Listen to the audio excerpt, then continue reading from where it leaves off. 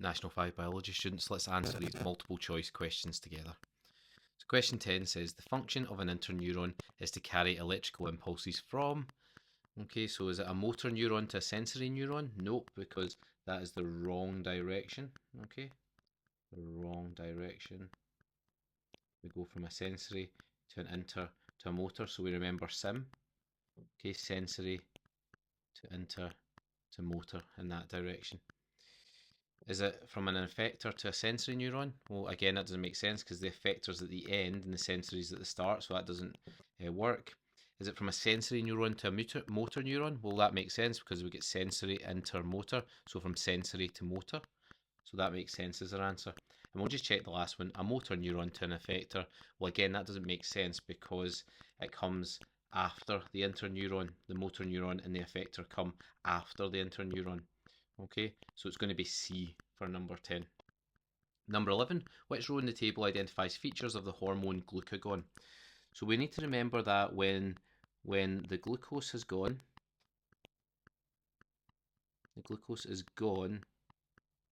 you release glucagon. Okay, that's the rhyme to remember in your head.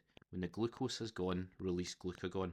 Now we know that glucagon gets released from the pancreas, okay? So it's either going to be A or C on that basis. And we know the place it targets is the liver.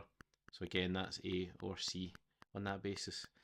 Now, what does glucagon do? Well, because the glucose has gone, we need to make more of it, or we need to get more of it. And we get more of it by breaking down glycogen into glucose.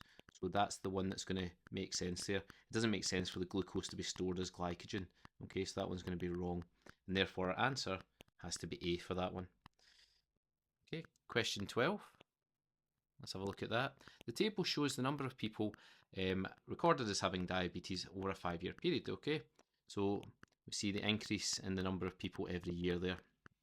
Predict the number of people likely to have diabetes in year 10 if the average yearly increase continues. Okay, so let's work out what the actual increases are first of all, and then we can work out the average. So from here to here, there's an increase of 6,000. From here to here, there's an increase of 7,000. From here to here, there's an increase of 7,000 again. And from here to here, there's an increase of 6,000, okay? So there are 4 increases, 6,000, 7,000, 7,000. So we add all of those 4 together, okay? So we do that, plus that, plus that, plus that. And then we divide all of those by 4 because there's 4 increases there, okay? And that will give us 6,500. Okay, so that's the average yearly increase. But what we have to do is predict what it will be after year 10. Okay, so if we're adding 6,500 onto these values, let's keep it going till we get to year 10.